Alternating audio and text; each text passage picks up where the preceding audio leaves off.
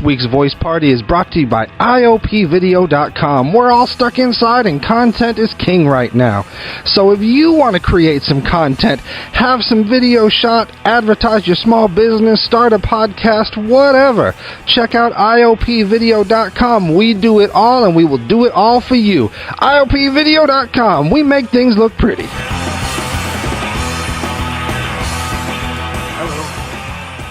Oh, snap!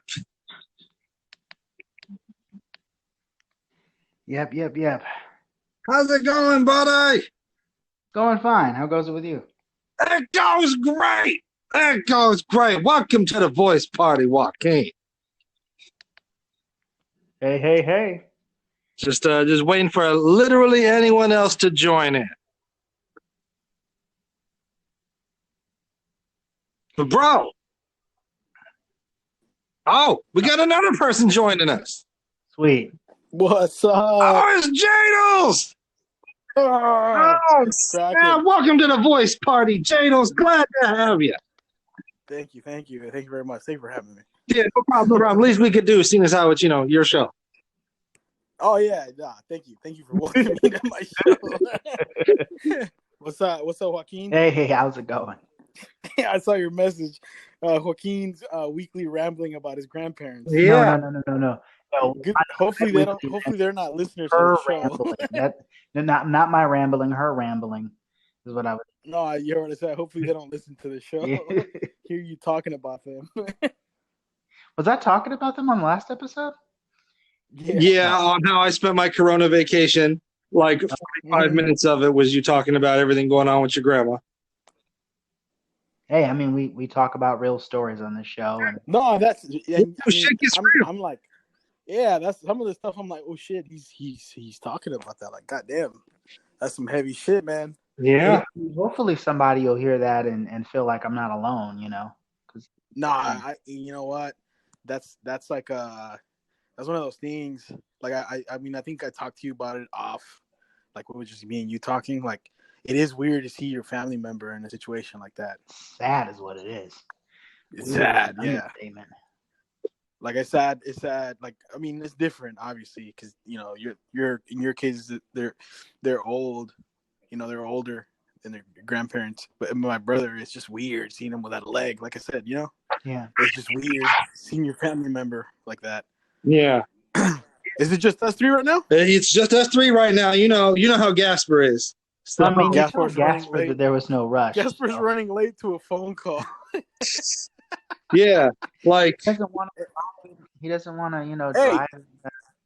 real quick, what have you guys been watching? Because I've been watching some dope shit, man. Okay. So I'll be honest, I haven't had a lot of time for watching, but my girl Teresa, she has been binge watching Queen of the South with my boy Rigo. And they're like three seasons. Yeah. And they're like what three is that about? like Mexican drug women. Oh, La Reina del Sur. Yeah, my bad. Yeah. Yeah, so they're super deep into that. You know what's crazy? That girl that stars in that show, she's the one that because of her portrayal of a cartel leader in that show, she got El Chapo's attention and he became friends with her, and that was what led to his arrest. And now she can't go back to Mexico, or she'll probably be beheaded or some shit, dude. It's crazy. Wow. But me though, on my end, like I've been reading a lot. Like I'm up to Spawn 34, I think. Oh shit! Nice. But there's like all these detours. Like he crossed over with Youngblood, so I had to go read a couple issues of Youngblood, and that book is god awful. I'm so glad it died a death. And then there was an Angela miniseries where some stuff happened. So I had to go read the whole Angela miniseries. So I've read like 50 issues that have Spawn in it. But in the main title, I'm only up to like Spawn 34 or Spawn 35. He got his new comic already. So I've been reading that. And then I got Grand Theft Auto San Andreas on my phone.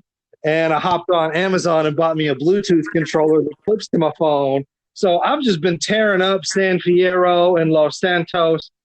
So I just made it to Las Venturas. I got my pilot's license. So shit's getting real. Shit's getting real. them ballers on Grove Street, they have to respect me one way or another. You know what? Big time. I should be doing more writing. I mean, more reading and more writing. But I was gonna ask you, the Todd the Spawn ones that you're reading, are they all Todd McFarlane?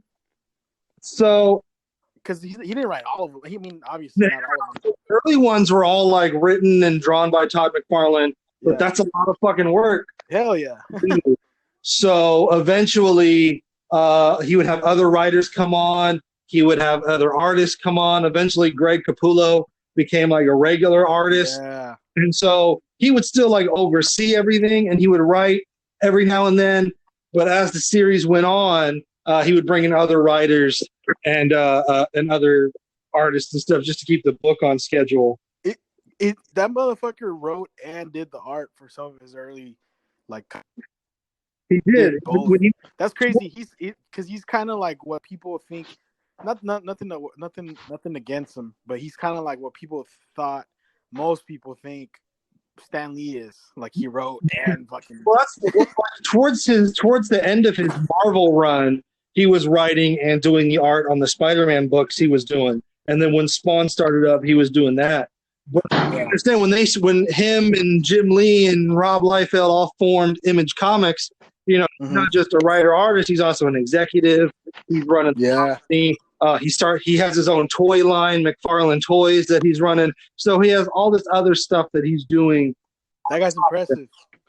So, but it's fucking interesting because I don't know how big a Spawn fan either of you guys are, but not much. Okay. I do know about Todd McFarlane writing and doing the artwork for his early shit, and then also when he was in Marvel. That's impressive as fuck, dude. Yeah, and like, I'm just like, this is like the first time I'm reading through the comics. Like my first introduction to Spawn was the fucking toys. Like I would go to like a friend's house and his older brother would have these fucking Spawn figures on his shelf.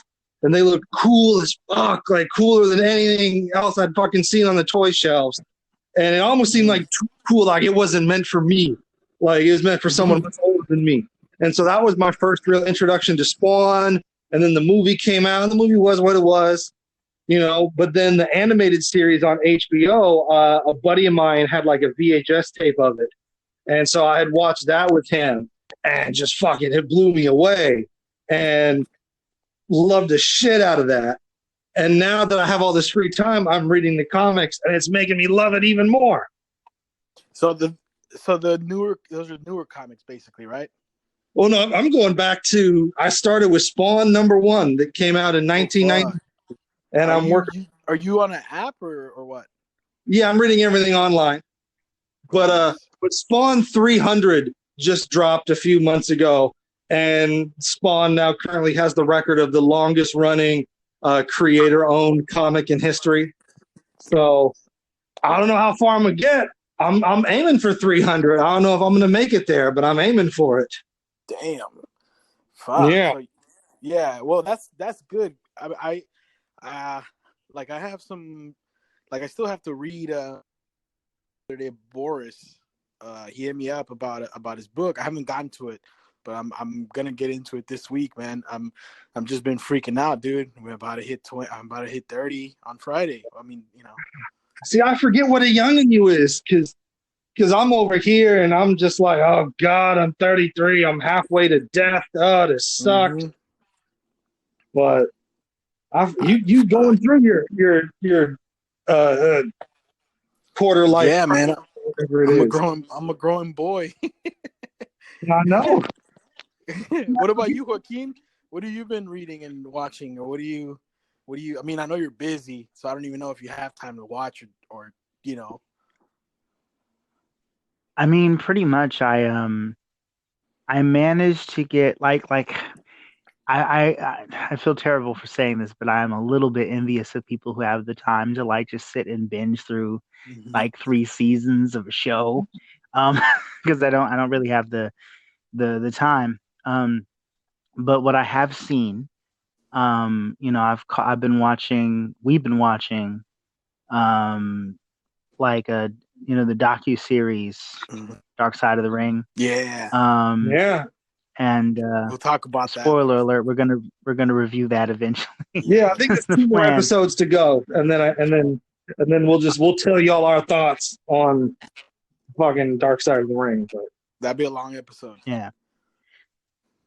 Yeah, like I had no idea it was like I feel like a TV series, and but anyway, I'll say that before we talk about it later. Yeah. But that show, HBO said that they were giving out some of their shows for free streaming. So I was like, all right, this is my chance to see a couple of shows that are on my bucket list to see, which is the Sopranos and The Wire. And like I'm up to like episode 5, season 1 of The Sopranos, and that's just because I don't have a whole lot of time. It's like, and if I'm lucky, I'm like, all right, I get to stream like 1 hour uninterrupted without hearing something crash in the distance, or hearing there being something I need to check on. And the CW shows have started back recently, and I knocked out. Yeah. I was able to knock out Flash and Legends on Sunday, and then I was able to knock out Batwoman on Monday. Miracle of Miracles there. Yeah, before JD hopped on, I was going to ask you, because I haven't seen Flash yet, but that Legends was fire, bro. Yes, I really adored it. It's what, Legends is the show that, like, normally I tend to raise my eyebrow at, like, silliness, you know what I mean? Because Legends can get that way sometimes, so they're just like, whatever, we'll just have as much fun as we can, because we have a very, they filled in a niche that the other superhero shows weren't really doing. And is that the in spite of the fact that it's not really my style, I still really do come out enjoying it and actually feeling the beats. Yeah, that's the thing, is even though it's a lighter tone, when they do have those serious moments, they stand out more and they have more weight because of that. So those are those CW and I do appreciate. Yeah, that's the CW. Yeah, the CW show with White Canary and. Yeah, I hear a lot of good things about them. I've never actually seen one. I've only seen a few episodes of Arrow, but I heard the Legends is pretty good. And I see there's, like, I thought it was just like, I mean, nothing against the actors. I thought they weren't like known actors. There's some, like, some well-known actors in there. Like, I didn't know it was. I underestimated it, basically. And so I enjoyed the Legends episode. I enjoyed the Flash. I thought Batgirl was fine. I'm looking forward to seeing what they're going to do with that later on. Actually, I thought Batwoman was pretty darn good, honestly. Which isn't something that I normally say about the show, because sometimes I'm like, all right, it was cool. It was cool for what it is. All right, it's good. But this episode was like, oh, all right, we brought some. It was interesting. But yeah, that's pretty much what I was able to finish. There is a new book my kids were reading this year, and I had checked it out, because I like to, if it's a novel that I haven't read, and I've read most of the, they teach most of the same stuff every year, but every now and then there'll be a new book, because there'll be a younger teacher who wants to, like, reach the youth, and hey, this got the Newbery Award, this got the whatever award, and it's topical and it's current and it's fairly well written for their age range. All right, let's deal with this. So I picked it up out of the library, the school library, just before quarantine, and it's funny because the librarian was like, you'll read it in like a day, but it's surprisingly good. And considering I haven't had a whole lot of time, I was surprised I was able to read through. I got through like half of it one day and another half the other day. That's how quick a read it was. It's the Angie Thomas novel, The Hate You Give. So it's pretty good. It's basically just about it's a reaction to the police shootings across America, people of color. And it's a fictional account about a young lady who actually sees an old friend of hers gets shot right in front of her, and she's the only witness to the crime. And there's this sort of, do I stand up? Do I not stand up? What's the right? It, and it wasn't like police bashing either. Like her uncle's a cop, and it explores what it's like for someone to be involved in the urban community, but go to a private school and kind of have that sense of smarts about you. But then, it's like you're hanging out with your rich, preppy friends who just kind of don't get it, and then you're hanging out with kids on the other side that kind of don't get it. It was interesting. It was good. I see why the teachers at Kennedy were really gun ho about pushing this book forward on the kids, because it's hard to get them to read anything. Right? Like, is the modern. It came out like they made a movie. Like, I want to say it was last year. Mm. They put the movie out. Okay. And it's written by a woman who had aspirations to be a rap artist, and failing that, she turned into a novelist. And her second novel is dropped this year, and I can't remember what it's called, but her second novel is actually about a young female rapper who's trying to make it in the industry, and she actually wrote the raps in the novel and what have you. So it's not really up my alley, because it's sort of written for ninth grade and below. But it surprisingly touched me. And I think, it's not really heavy on the details. It's not very ultra descriptive. It's not, but the emotional beats, the empathy that you feel for the main character, and the nuance of how everything plays out. What was the name pretty again? Solid. What's the name again? The Hate You Give. Yeah, I did hear about it. It's reference to a Tupac quote, which is the hate you give. Kids. It's like F's infants. Thug life, right? Basically, the hate you gave little infants. Fucked everybody. Yep. Yeah. That's I remember that now. I think I do remember hearing about that. But do you know where the girl's from? Is she from like somewhere in California, or am I about that? Because I could have sworn I heard about that.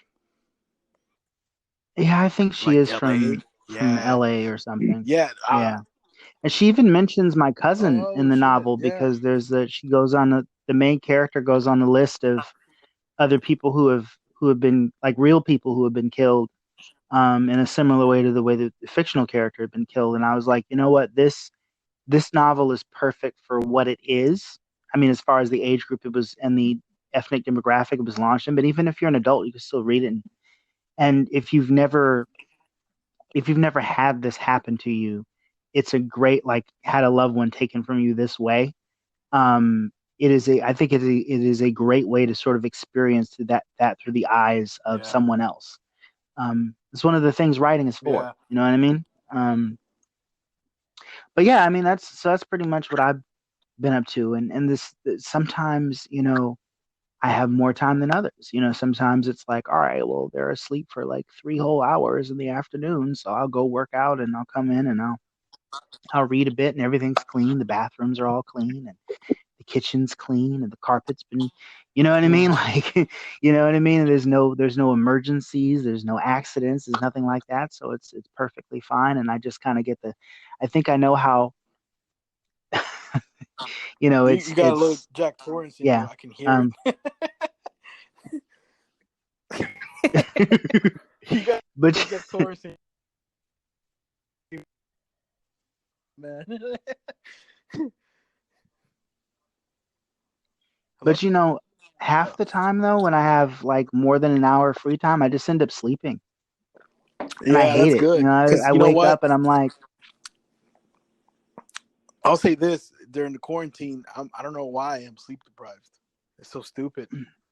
I know a lot of people have been sleep deprived. When you don't have a schedule, it's easy to be sleep deprived. And that's my problem right now. I think I fell asleep at 4 and I woke up at 9. How many my hours? Grandmother. Yeah, go ahead. Sorry. My grandmother was yelling at Grandpa at like 5:30 in the morning. I feel you. Yeah. Well, I mean, you got a reason, dude. I'm over here watching. Speaking of, we were talking about fucking HBO. What I've been fucking doing. Last week I watched all of the series on Netflix that's based on the Waco incident. I watched the whole thing. I don't know if you guys know. You guys remember that when you were kids with the Waco thing? I don't. Oh, okay. I don't remember it because I was only 3, but I mean, I figured maybe, I don't know if you guys remember hearing about it. It's basically when this fucking cult, the Branch Davidians, they were like super weird. Like the guy was super obsessed with the Bible, but you know, I mean, that's how you fool. I guess he fooled motherfuckers in, and they were like married couples, and they would go and live in this compound, and like he was the only one that had sex with everyone's wife. So if you went to live there, he did his church mass, whatever, but then he fucked your wife, and you weren't allowed to fuck your wife. That's how it went. So he had hella kids, and I don't. It's you. I mean, you got to watch it, but because they go into details. It was based on a book that was written by, I believe, the FBI agent who was the what's it called, the guy that talks to like what's it called, the negotiator. It's based okay, on, yeah, the negotiator. It's played by the guy that plays General Zod, Michael Shannon, great fucking actor. See, I'm so fucking old school. I'm here like, oh, Terrence Stamp. No, oh, you mean the new one? The new okay. one. My bad. Is Terrence Stamp you know what's still crazy? alive? That guy also played B Rabbit in 8 Mile. His stepdad that's like banging his mom. He's like his age. He played remember they get into like a fight in 8 Mile with his stepdad. Yeah, I remember that. Yeah, that's Michael Shannon, and so I watched all of that. It kind of, you know, it's a great fucking series if you get around to it. If you got Netflix, it's on Netflix. It's really good, and it's got good actors. It's got like I said, Michael Shannon's in it. Also, the guy from John Carter, the guy that played John Carter. He's also the guy that played Gambit in the Wolverine Origins. He's the the guy who probably should have been a bigger star than he was. Yeah, I know exactly that guy. He's underrated. He's a good actor. If you watch it, like, he's like that dude from he was in Terminator Salvation, played Marcus. Yeah. And he was in Clash of the Titans, and he was in a couple other things, and then he never did anything else. Like, he should have been bigger than he was. I know what you're talking about. He's actually, isn't he the same guy that was in Avatar? Yeah, that guy. I forgot his name, but I know what you're talking about. That's one of those that should have been a bigger star. Yeah, and then it also has Macaulay Culkin's brother, who was in that in Lords of Chaos, which is another good movie. What's his name? Rory Culkin. Is that? Yeah. He's plays one of the dudes. I don't want to spoil it, but he's one of the people in the cult. But anyways, I watched all of that in 3 days, maybe 2 days. I don't know how many episodes. And then I watched a documentary about Cuba, which is very interesting. Cuba is a crazy little fucking place, man. Anyways, I watched that, and it mostly deals on Fidel, how Fidel overthrew the government with a small ass army and fucking did some fucked up shit, like murdered hella people. And so by this is like last week, and then I just kind of decided I've been sitting too much, man, and I'm getting fatter. So I hit up Evan, and I got a bunch of dope equipment from Evan. So I got like barbells, and just because he's got too much clutter, so he sold me a few things. So I got a few things in here in the room now. I put the drum set somewhere else, and I got a little bicycle for running, and I got a bunch of weights, medicine balls, and bunch of shit. So now when I'm watching something, I'm actually like working out and watching something. So I just started watching since this is I watch a lot of stuff. I don't know why. I'm very interested in watching mob stuff, because we talked about doing maybe in the future the Iceman review. Dude, we have to. I have a book called Murder Machine that's based on that crew, because that guy, the Iceman, I mean, he was crazy, but his whole crew was fucking crazy. And they were all connected to like the big Gambino crime family. And while doing all this research on mob, I started looking at, there's like a lot of mobsters doing interviews now. and they're like fucking sharing a lot of dope, like, I mean, not dope, obviously, but like some crazy stories. And there's a couple of them. I mean, if you guys are interested in watching some of those, I'll send you the links. There's like some on Valuetainment, and there's some on Vlad TV and a bunch of other ones. But it's I mean, I don't know why. Francetti's the main one though, right? Like he's the one that's getting like the most traffic. Michael Franchise. Yep. Yeah, Michael Franchise. Yeah. Have you seen his interviews? That guy was fucking millionaire. Interviews. Huh? They've had him doing like, they've had him reviewing video games based in the mafia and whether or not it's legit, and movies, and he explored the darknet of his life. Yeah. And you know the mafia is in a weakened state if he's running around just doing whatever. I mean, according to some people I know, this is just according to some people I know, like those guys are the ones that are in the older shit. Because when what's his name came and fucked it up, like, oh, I mean, not fucked it up, but you know, when what's his name, what was that guy's name? Giuliani came and basically destroyed them. They went even more secretive, and I've been like studying a lot about it, just because I'm interested. And supposedly, they like after that whole Giuliani thing, a lot of the mob got deeply into porn, which is a legit business. Yeah, they got legit. I mean, you know what it is, but it's like they control that, and they still control a lot of like casino shit. Yeah, and you know what's funny? That's really what the mafia was all about in the beginning, was creating, like, getting the power and the sway and the favors necessary to make themselves legitimate in a world that was kind of against Italian Americans at the time. Yeah. You know, like they had a lot of racism to sort of overcome, and they felt a bunch of them ganged up together and decided to take shortcuts and build power that way. And you know what I mean? Like, I don't mean to turn them into Robin Hood figures. I mean, they did some terrible things to get to where they are now, but I get the sense that this was the end goal here. You know what I mean? It's like, you know, they're not just, they weren't just necessarily all in it just to be criminals. They were in it to make a living and achieve that dream. And even though what they did, they shouldn't have done. Essentially, not becoming a corporation. Yes. Yeah. I mean, I think they did it the wrong way, but they did it. You know what I'm saying? Like, I mean, but if you think about any kind of organization, I mean, not all, but like, fuck, it all starts with a war, dude. You know, like even on a government level, it all starts with a fucking war. You know, it to a certain extent, yeah. But I agree, and that's why it's kind of interesting, because it's like, you know, there's whatever government with rules and blah blah blah, and then, you know, these motherfuckers create a I guess in a way a second government. And sometimes in some of these stories that I read, it seems like they were fucking in a lot of ways more powerful. Like, you know, I mean, I just watched The Irishman. Like, that motherfucker was powerful as hell. What's his name? I don't know if you guys seen that on Netflix. I saw it. I saw it in theaters, actually. What did you think? You know, because I have a Netflix account, and it's weird. I almost didn't see it just because of that, but I was like, you know what?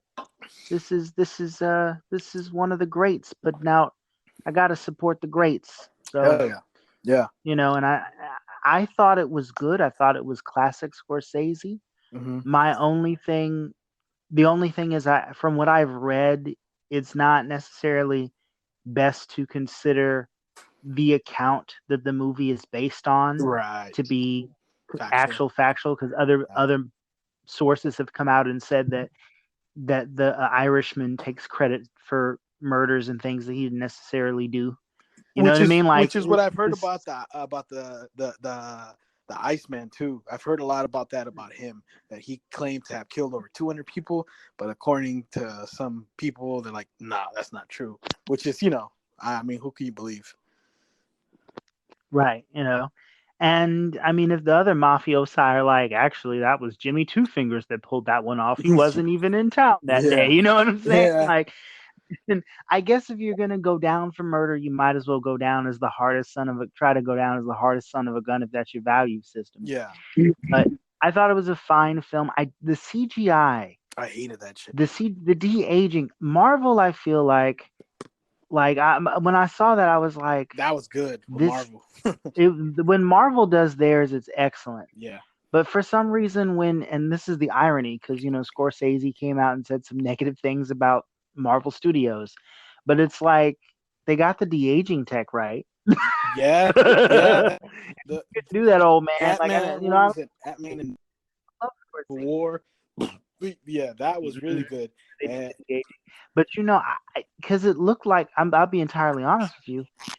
Seemed to me that the Irishman was supposed to be like when he first meets Danny DeVito's character, they're supposed to be much younger than they even look in the CGI. Because I'm like, wait, this is the 40s yep.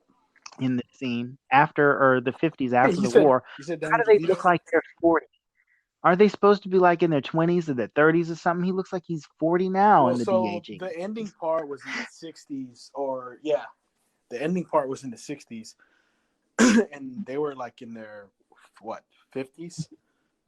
Yeah, because I think he died in, I believe, the 60s. So yeah, it didn't. That's the thing I didn't like about it, is the CGI was so bad, and they look old, and they try to make them look young, and in the parts where they look young, they still look old as fuck. And then the timeline, they go back and forth a lot, where I was just confusing to keep up. Like, okay, what is this? Is this the 70s or the 50s, or like in the scene where they're driving, and he's driving with Joe Pesci. That confused me a lot. I was like, what the fuck's going on here? Like, how old are what time frame is it? He talked about being in Cuba, and then it's like, if he was in Cuba, that was like the 40s and 50s. But it was confusing. That's the only thing that's one of the beefs I had. Other than that, I thought it was great, because it was like kind of like we talked about with Star Wars. It's the last time you're gonna see a movie with those characters from the 70s.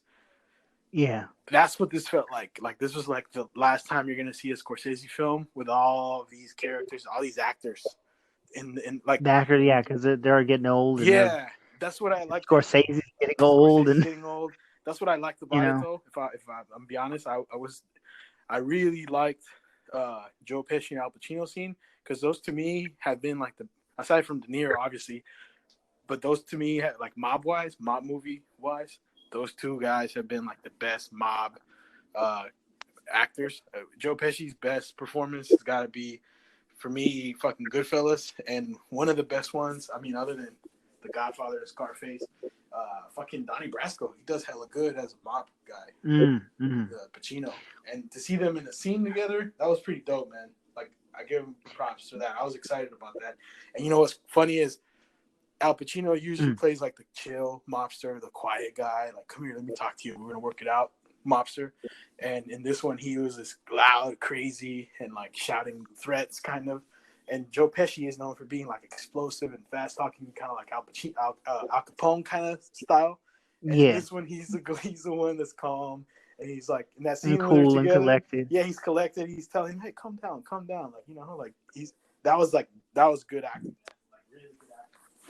And it was, I remember when Joe Pesci took that break. It was like for 10 years or something like that. He wasn't acting at all. Why he did that?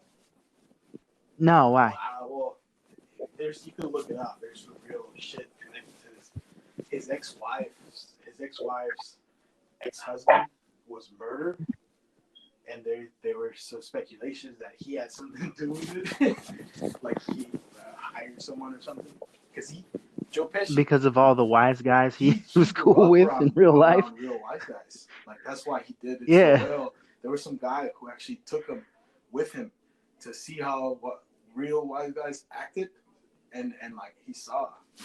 I don't know. It's a little fun fact about Joe Pesci.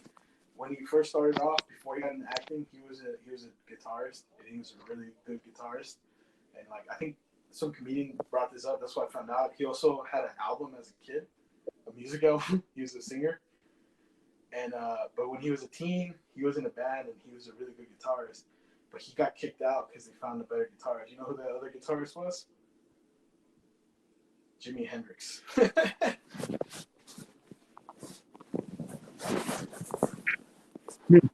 That's a little fun fact about Joe Pesci.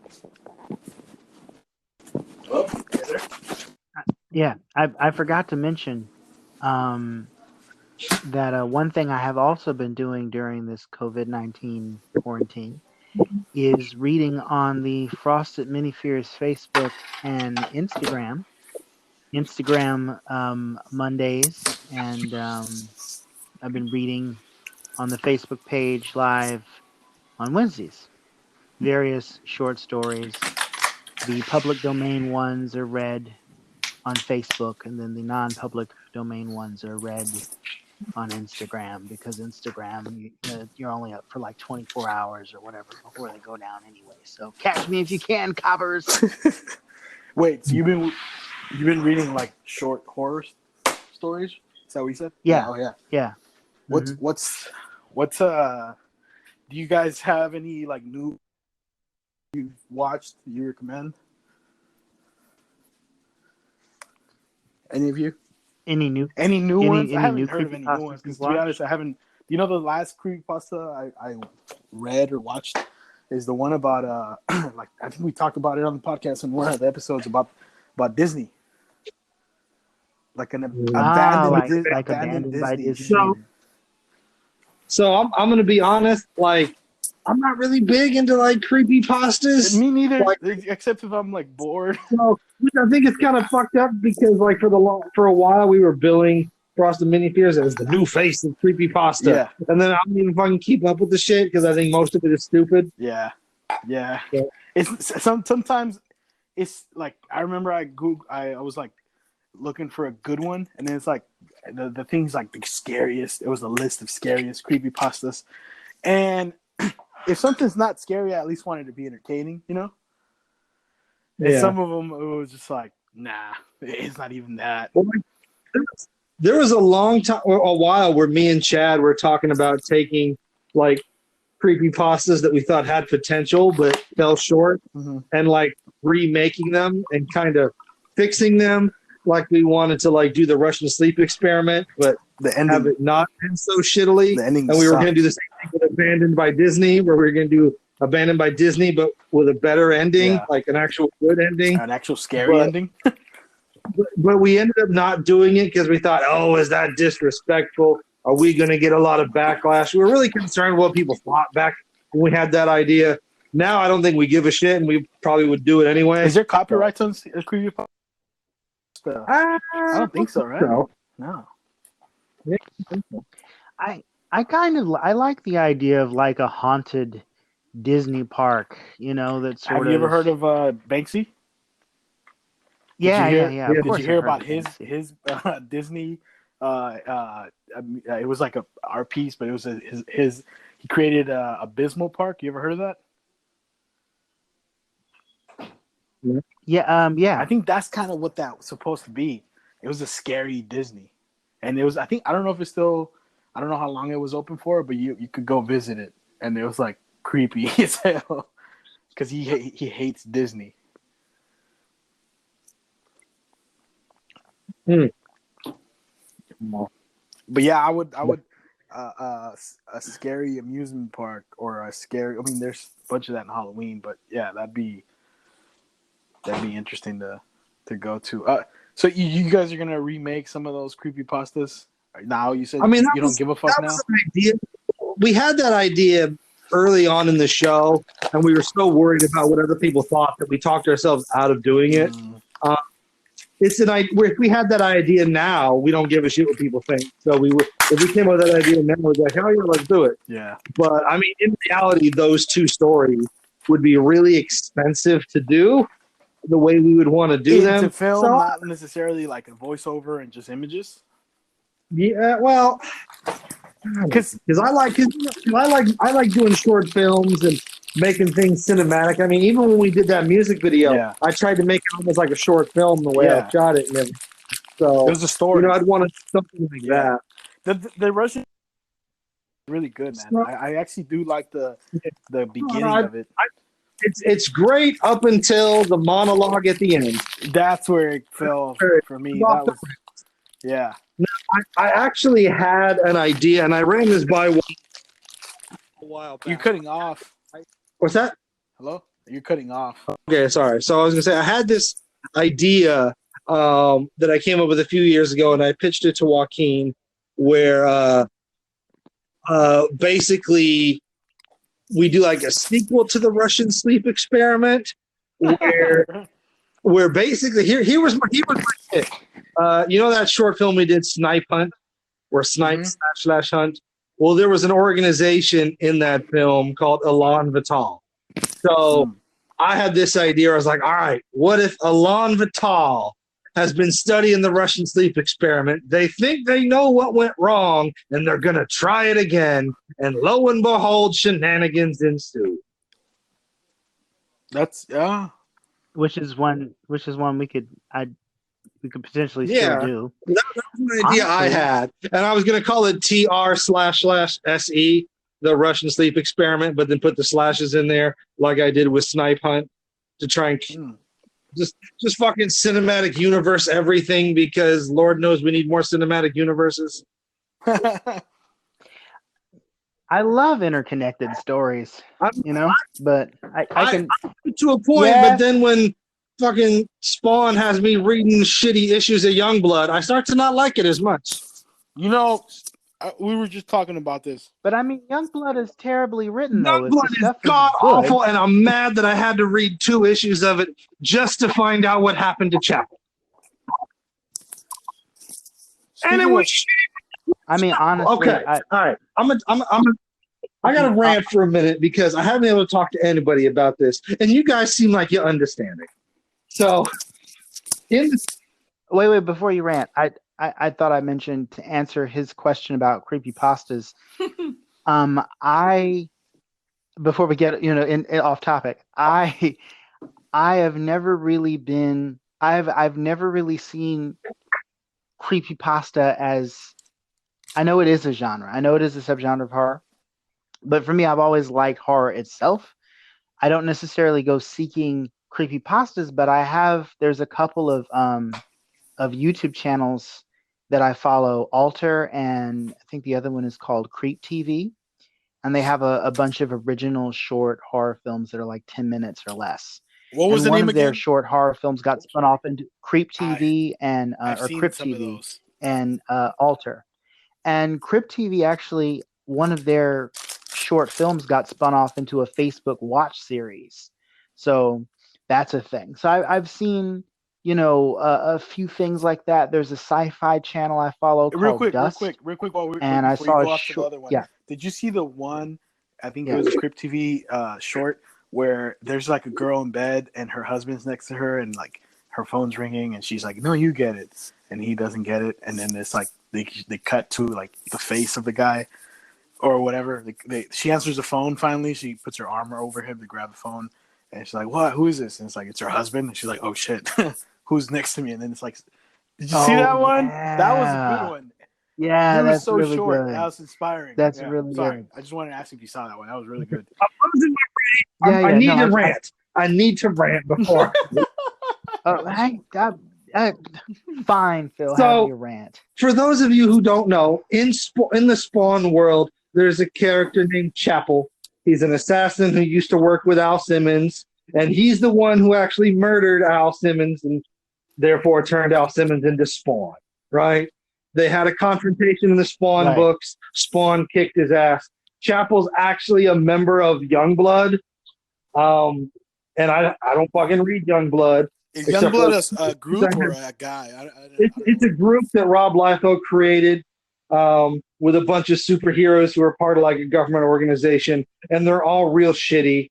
Like in the Youngblood book, they refer to Chapel as if he's like this great man and this great hero, even though he fucking like rapes and murders people all the fucking time. But I digress. So anyway, I'm reading Spawn, something happens, and they're like, "Oh, to see what happens, read Youngblood issues 8 and 10. I'm like, God damn it. So I got to fucking track down these Youngblood issues and read the shitty comic. So basically, here's how bad Youngblood is. Here's what happened with Chapel, right? Basically, Chapel, who, he works for this government agency with superheroes and assassins and shit, finds out that the U.S. government infected him against his will, without his knowledge, with a dormant version of the HIV virus. And they can activate it to control him, like the fucking Suicide Squad. That's their way of controlling him, is they can activate this HIV virus if he gets out of line. And so That's hecka Yeah, nice. and this is like fucking 93, 94, somewhere in there. Yeah. And like fucking Chapel slips into a depression. Like he wants to he feels like he's a dead man walking. Somehow he figures out that Spawn is Al Simmons, and he's like, well, fuck, I killed him and he came back. If I can find out how he did that, maybe I can pull the same Houdini magic on me. So he confronts Spawn, has a big fight with Spawn. Spawn's like, dude, this is stupid. You don't want to do it. No one who ever made a deal with the devil came out the other side with good fortune, you know? And Chapel fucking like smiles and is like, deal with the devil. That's all I needed to know. And fucking blows his brains out right in front of Spawn. It's this big graphic 2-page spread with his fucking brains splattering everywhere. Fucking kills himself in front of Spawn so that way he can die and make a deal with the devil and come back to life without HIV. And the whole time you're reading it, you're like, this is fucking insensitive as shit. Holy fuck. Like, because especially in the early 90s, like 92, 93, like when we didn't know shit about the HIV virus and people literally thought it was a death sentence and you had people committing suicide when they found out they had it. And then for fucking Rob Liefeld to be like, I'm going to turn this into a story arc. Like, holy shit. I mean, this is before they had treatments for it, too. Like, people were actually dying of it more often than... Because now they have, like, medications that can prolong your life, I believe. But back then, it kind of was. I'm reading it, and it's like, oh, the story is shitty. The art is shitty. God damn it. Now, I'm so fucking mad I had to read these 2 shitty comics just to find out what the fuck happened to Chapel so I could continue my Spawn story. I can see why they didn't in the Spawn book. I can see why they're like, maybe let's have this happen in Youngblood. Let's not put this in the Spawn book. We got to. So they didn't do that thing they often do in serialized comics where like they'll be talking in word balloons and be like, remember last month when Chapel shot himself in the face? Have you like, read them? Yeah, I remember that. Have you read those, Joaquin? The one he's talking about? Because I haven't read I've read a few Spawn comics over the years, but not that particular storyline. No, because and you know why? Because I know. Look, all I'm gonna say is this: there's a hand of Image Comics is not the indie darling of creative promise and execution.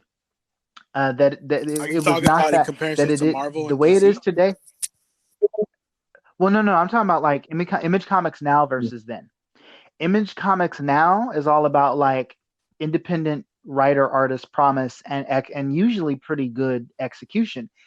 Image Comics then was really just about the artist. They didn't really have very few of those guys had storytelling chops, and it kind of showed. I think some of them were great. Doesn't agree.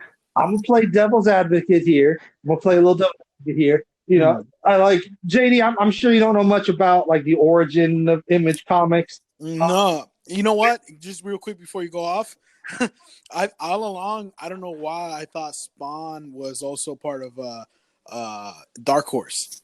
Oh, I mean, he crossed over with Batman one time, but that's about as far as it goes. But so basically, the way Image Comics came about is you had a group of artists. You had Todd McFarlane, who was working on Spider-Man. He was the co-creator of Venom. Oh shit! I didn't know that. Yeah, he co-created Venom. Yeah, he's one of the killer artwork. He was writing fucking great stories, great artwork, fucking blowing people away. You had Rob Liefeld, who I'm sure he knows people in the industry, and that's why he had a job. But you had Rob Liefeld. And then you had Jim Lee, who was doing all the artwork on the X-Men books with Chris Claremont, and he was just killing it left and right. And then you had a couple other people. I always forget who the other people are, and I feel bad that I remember Rob Liefeld and not the other people. But they all their beef was creators' rights. Like they didn't like that they'll come up with an idea for a character, and Marvel will own that character, or DC will own that character. You know, like Todd McFarlane, he's the co-creator of Spawn, but that's the name only. Marvel owns I'm sorry, Venom. Todd McFarlane's co-creator of Venom, but that's just in name only. Marvel owns Venom. Marvel can do whatever they want with Venom. Todd has over Venom. Todd doesn't get a dime for anything Venom related. And so there's no creative control over the artist. So as creators, they didn't really like that. So they did this mass exodus, I think in like 91, 92, and they formed Image Comics. They formed their own comic books company called Image. And they each were like in charge of a subdivision, and they each had like a flagship title. Like Todd McFarlane had Spawn, Rob Liefeld had Youngblood, Jim Lee had Wildcats. One of the more talented people had Savage Dragon.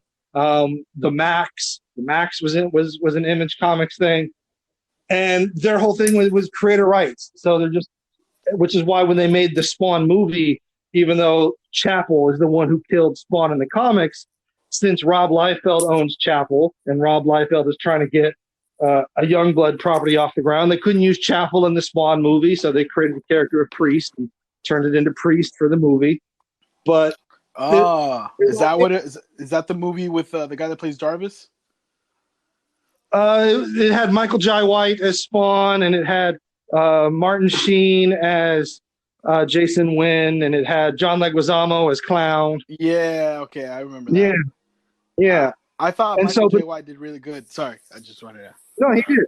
But that was their whole thing, was creator rights. Like if you create a character, you own that character. You know, you should have creative input. You should, be compensated for it. Like that's your character. And so that's why I let people read like early Image Comics. Like sometimes characters will come and go, and that's just because artists come and go. And it's like, all right, well, they left. We're not going to use their character anymore because that's theirs, not ours.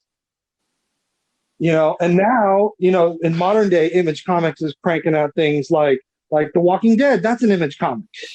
Oh, okay. Yeah, I see. Okay. It's Now, I was going to mention Savage Dragon, the artist / writer of that. There Eric it is. Larson. The guy's so much more talented than Rob Liefeld. Now, what I will say about Rob Liefeld is a dude. Sorry, real quick. I just want to ask you: is that the guy that wrote 30 Days of Night? Okay, never mind. Sorry. No. Rob Liefeld is the one that created Deadpool. Yeah, okay. And Cable, I think. And he's well known for having really terrible artwork.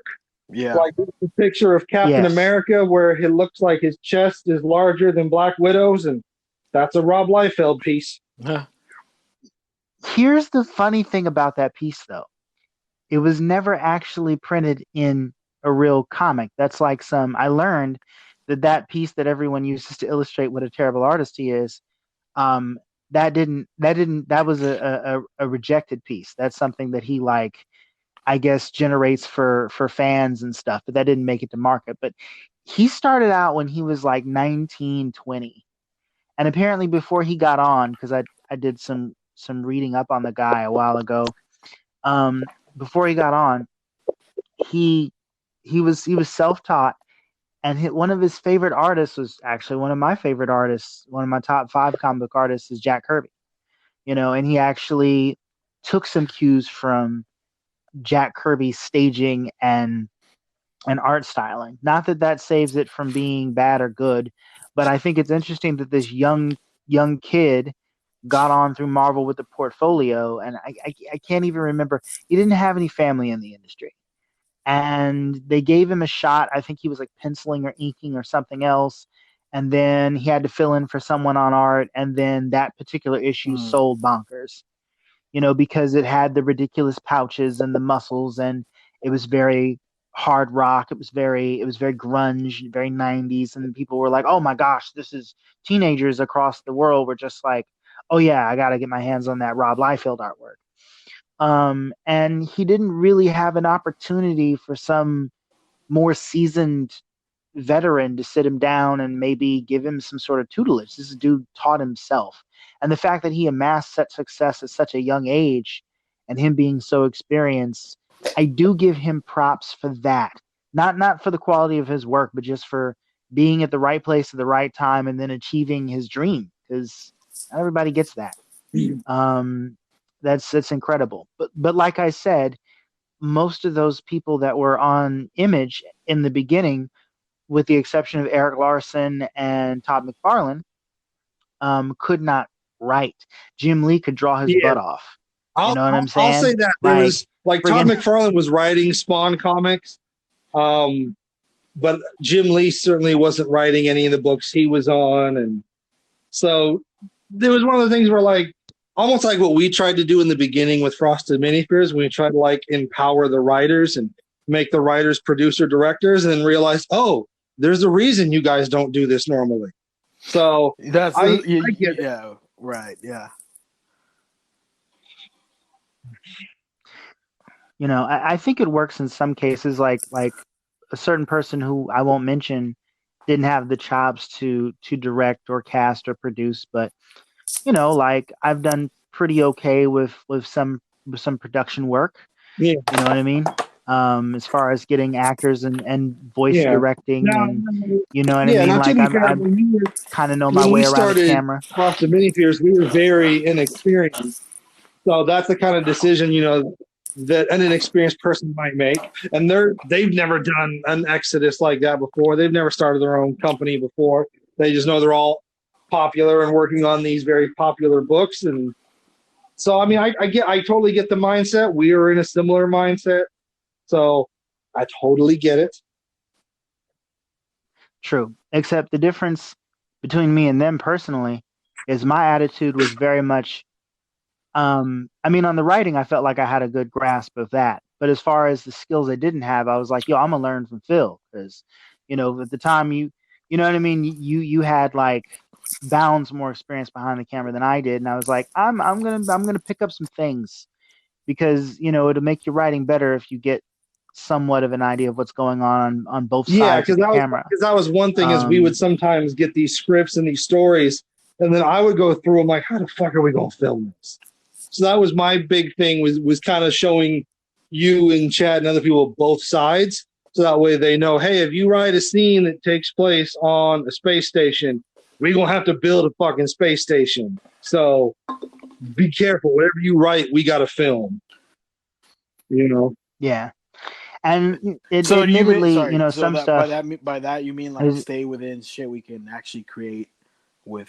Yeah, because when we were doing Frosted Minifears, you know, we didn't have a lot of money to work with. You know, we had a very limited budget.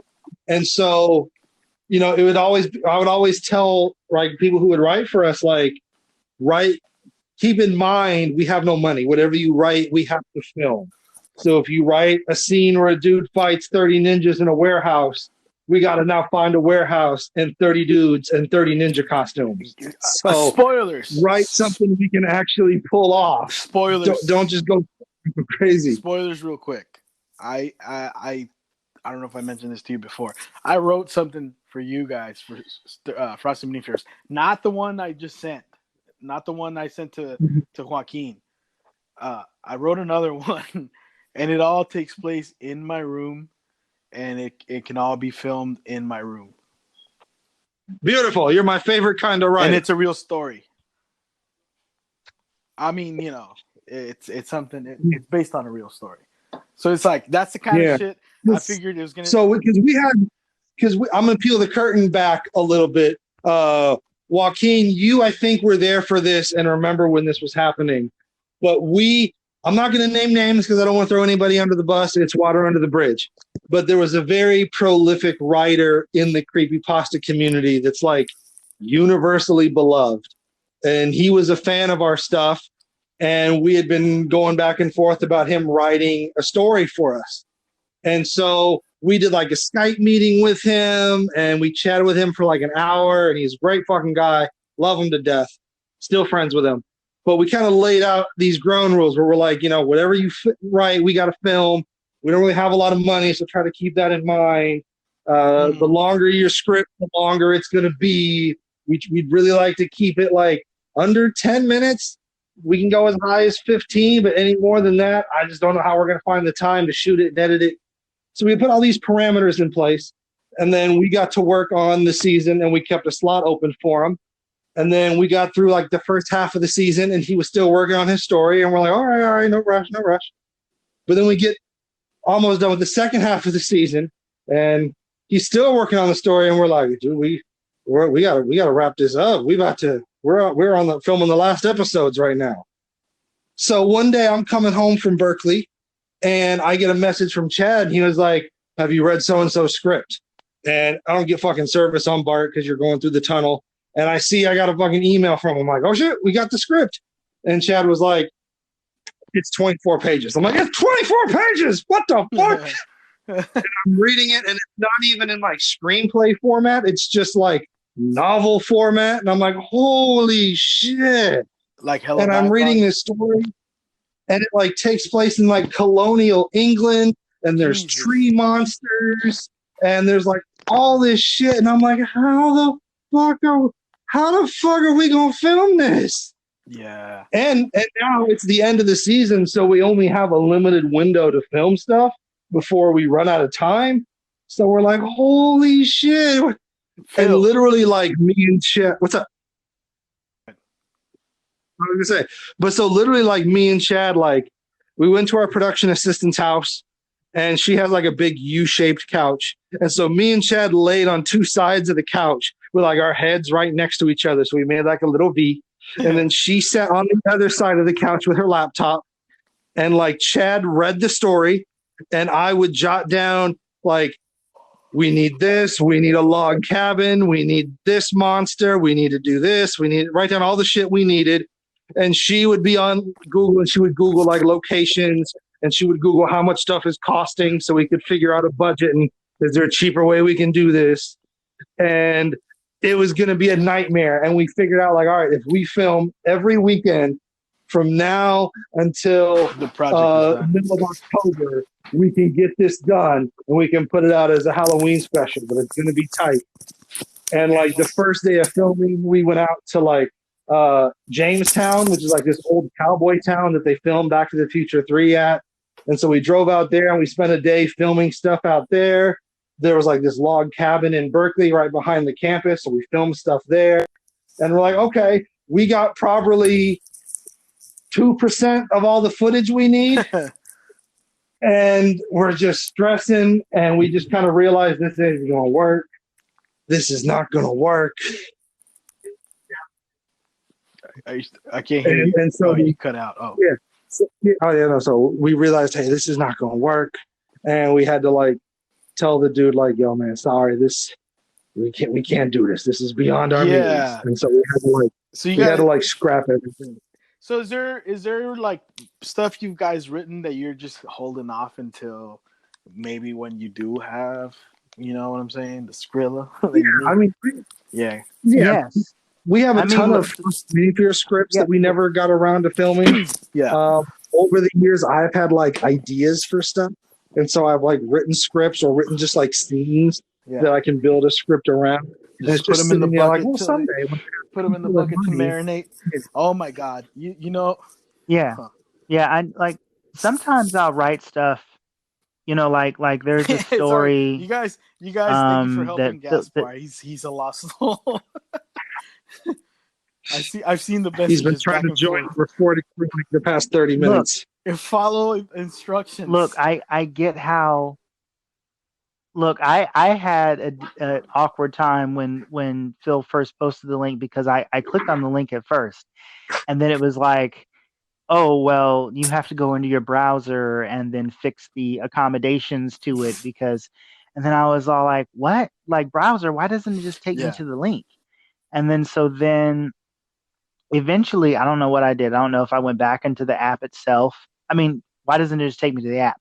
Why does it take me to the browser? So I think I went into the app, did something, then came back out, and then it finally gave me the option to either click on a browser or the app. And of course I clicked on the app, and then it brought me here, but it didn't work the first time. I had to like go through the link like more than once. So it's interesting. So it's not, you know, I could definitely see him having some trouble, because I had like maybe a good 30, 45 seconds before I got on. The point is, you know, we're in the studio, we got mics, we got the board, we got the audio recorder, we got the Sega, and things are great, and everything sounds crisp and clear and clean and easy. We'll be back to that eventually.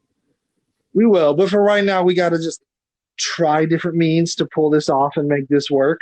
And certain things are hopefully going to work out better than other things. And so we're going to keep trying to find something that works best for everybody.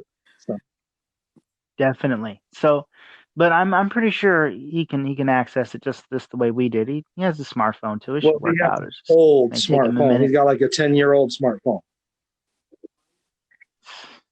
As long as it's not a flip phone, he'll be fine. I told him to but just no, sit for this real. one out for today, since we've already been an hour. I mean, unless it's like might as well. Like, come on, dude. Hashtag free gas. He's free. That's the problem. He's actually free. That's the tag I'm using. Dang it! The crazy part is that motherfucker's free. He's at home, Yeah, like he's the one person in this group who probably has not been affected at all by this whole pandemic. Like his life has not changed at all. That guy's hilarious. I love that guy. Don't go nowhere. I can't work. Oh, big adjustment. Oh my God. Okay, this is gonna sound horrible, but I got a little early birthday gift. It's a bottle of Jameson's, their special edition cask barrel, whatever. And I cracked it up. It's for my birthday. I cracked it open, just took a little sip of it, a little taste of it in a little glass. And while I was talking to you guys, I accidentally spilled some. And hopefully this isn't bad, but while going to get towels to clean it up, the puppy, my fucking 5-month-old puppy, actually licked all of it. Oh, so now he's he's been licking my hand for like the last 10 minutes. That's not good. Yeah. Anyway, so I wanted to real quick, because I didn't finish what we went off topic, but I actually I had to go on my rant against Rob Liefeld and Youngblood. It's good. We appreciate though, because now, like, all right, you're that passionate about this. I might check it out, and that's what I like about these little things. Like, you guys have talked about some stuff I've never even heard of, and some of it I checked out, and it's actually been pretty dope. So like and then right now, like you said, like I like your little intro for the podcast now, where it's like content is king right now. Yeah, very much so, man. Very much so. Like, you guys. People can't really get garage doors right now, so I figure might as well do a little shameless self promotion. Fuck that's what it. I mean, it can't. We don't always have to do the same one. No, but what I was gonna say to Joaquin's point earlier, I've been meaning to watch Sopranos. I've been wanting to watch it for years, and I don't know why I never got around to it. That was one of the things when I spent years without HBO, and I finally got HBO 3 years ago, and I never took advantage of the app till recently. Even when I worked at Comcast, that's how fucking stupid I was, I never took advantage of the app. So now I have the app, and I just started. Now recently, I like I said, I watched something with Michael Shannon, the guy who plays the Iceman in the Iceman.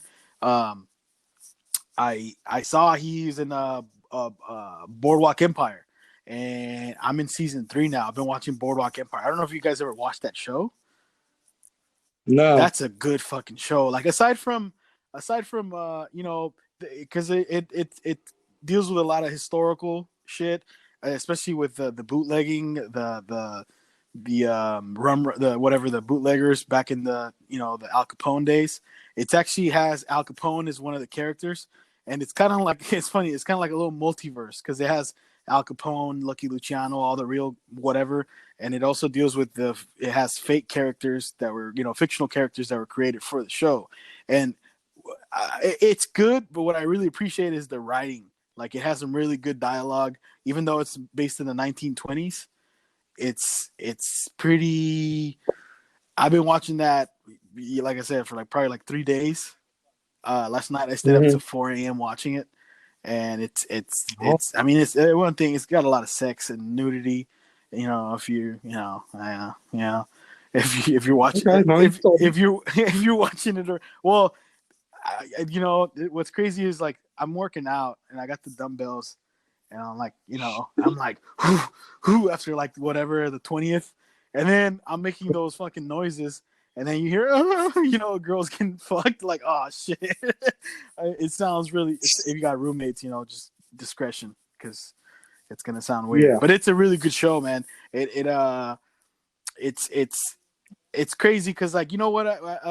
Maybe I was like tripping, but it's funny because they're talking in the show. It's in the 1920s, and it's very historically accurate to some extent. They talk about, like, in that time in the 20s, the pandemic or whatever epidemic. Or I don't know if we got to a pandemic of polio. So, like, everybody's being careful with polio. Their elections are all rigged, and I mean, there's a lot of like what's the word I'm looking for, between Republicans and Democrats. So it's just it's 1920s, and like we're in 2020, so maybe I was too high if I was making those connections, and it was interesting to watch, So yeah, especially with right now that we're living in a fucking pandemic. It's crazy because I was at the store the other day, and this old lady's like, I've never lived through anything like this. I'm like, didn't you live through like?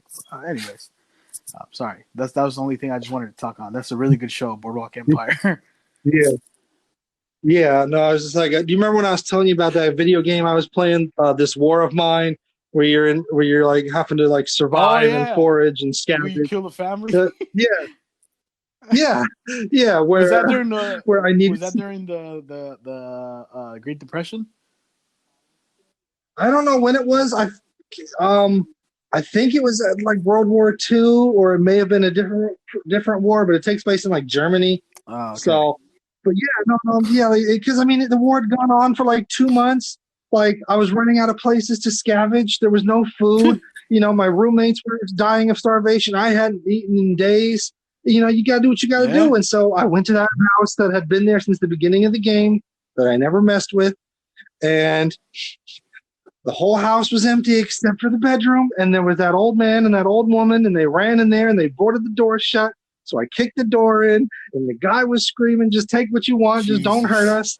So I shot his wife dead right in front of him. And then as he screamed, no, God, no, I shot him and killed him. What game is this again? And then I robbed This War of Mine. And then I robbed them blind. And then on my way out, I hear something behind me. I just see the little text bubbles like, Mom, Dad, footstep, footstep, footstep. Oh, my God, no. Geez. So I'm like, the son came home. Well, might as well finish the job. So I went back and I killed the son with my shotgun. And I came home, and then my character slipped into a huge depression. He wouldn't eat, wouldn't sleep, he wouldn't scavenge, he wouldn't do anything. And then he ended up hanging himself in the basement one day. Like a human. You're fucking evil. Never fucking go through some horrible shit with fucking. I knew you were crazy, dude. Like, I seen it in your eyes. I mean, it's just a video game. Sure. It's just a video game. But the point is, with everything we're going through now, seems kind of appropriate, don't you think? I think so. Yeah. Jeez, I feel bad for whoever you're gonna be spending your quarantine time with. You're Danny McBride, and this is the end. No, but you know what? I have been enjoying, like, I mean, those shows. There's also like aside from that, I mean, I don't know where you see it, but I go on walks, and every time I go on a walk, like, I don't know, like people were saying that definitely you can see it in the skies are clear right now. I went to a couple of parks this week, and you can see, like,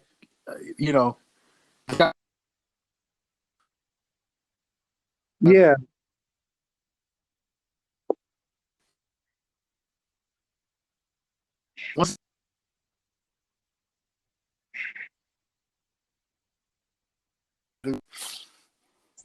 You're starting to cut in and out, JD. I mean, yeah. Have you guys? Yeah, no. Well, I was gonna say it's like that meme I sent you, where it's like, oh, the sky's so clear you can see the Universal logo. Have you guys have you guys been keeping like, I don't know, any kind of exercise? 'Cause I know with Evan, Evan's been super busy. He's been telling me he's been super busy. No. Shape. And this is like the perfect. Yeah. I mean, I'm no. I'm just no. Why lie? No. Okay. But Joaquin, he was saying earlier that, he works out when he can, and, when the grandparents are asleep, he'll sneak out for a quick workout. Is he still on? I think he dropped out a while ago. He's been having a hard time reconnecting. Because I see the group What's chat the blowing shitty up. thing you watched? I know you don't watch much, but you know what? Here's the thing, dude. This movie got a lot of bad reviews, and a lot of people was shitty. I am actually watching it right now. I'm just having it playing like whatever, like in the background. Have you ever seen The Green Hornet with fucking Seth Rogen? Yeah, I love that movie. It has the shitty reviews, but it's a fun movie, and it's I never really watched the old show, so I don't have anything to compare it to. Yeah. But yeah, same thing here. Like the only thing I had seen is that crossover they did with Batman and Robin. That's the only thing I had really seen. And people were like, "Oh, it's so different from the source material," and I was like, "Well, it's not like the Green Hornet is this beloved staple of pop culture." So it's like, like what? Yeah, no. I thought it was funny, actors. and the guy from Stranger Things is one of the guy from Glorious Bastards. I forgot his name. I'm horrible with names. Yeah. He's the main bad guy. Yeah, he also played in the last James Bond movie. I never saw those. You know what? After Pierce Brosnan, I kind of gave up on. So I'm not gonna lie. I'm a pretty big James Bond fan. I've seen every Bond film. Personally, my Bond is Timothy Dalton. I loved he was the one right before Pierce Brosnan. I love me some Timothy Dalton. I love me some Pierce Brosnan because I grew up with Pierce Brosnan. Daniel Craig is cool. Like Casino Royale is so badass. I've never seen that. Like even today, no, never seen. If you only watch one Bond movie, watch Casino Royale. The really Pierce Brosnan ones. I watched the one. Shoot, what was the name of it? GoldenEye. I watched that one. What's the other one where he goes to Russia? You know what I'm talking about? That's not It's not GoldenEye. It's the other one. Damn it. Anyways, so the second one was Tomorrow Never Dies, and that's when he. That one he doesn't go to Russia. He goes to like Vietnam and South China, and then the third one he goes to Russia. The world is not enough. With Denise Richards. Yeah. She was hot. So I know. I don't know if I mentioned this before, but like Netflix is putting out some dope shit, man. Like they're rotating it really good. Did you see Taxi Driver? Have you ever seen Taxi Driver? Or we were talking about Scorsese earlier. I have a long list of films that are on my bucket list, and it's all things like Casablanca, Goodfellas, Taxi Driver's on there. There's a lot of stuff that like I should watch. I just haven't had time to watch. That's the other one I watched too. Die Another Day with Halle Berry. With Madonna and Halle Berry. Yeah, that one is it exists. That was not that good. it's so how many like the best part of that film is the opening sequence when he's getting tortured. Yeah, but it's not. And then I mean, obviously, hot ass fucking Halle Berry.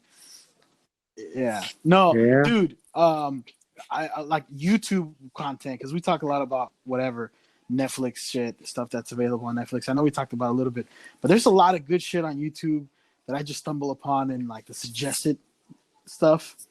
And there was a video I watched on like whatever weird, scary sound. Like what it was like one like stuff that like it was a countdown. You know those countdown videos where it's like top 5 this, top 5 that. There was one I watched today, completely by accident, of sounds, and one of them was I forgot what they call the buzz bomb. It's like these hear like sound before they landed, and they have a recording of that, like what it sounded like. and it's interesting, you know, like that's a recording of some shit that's about to kill people, you know. And then there was also this thing they did in Vietnam to scare the Viet Congs in the jungle. They played these loud ass speaker. They put these loudspeakers in the jungle, the Americans, and they play these like superstitious, religious, whatever shit to play.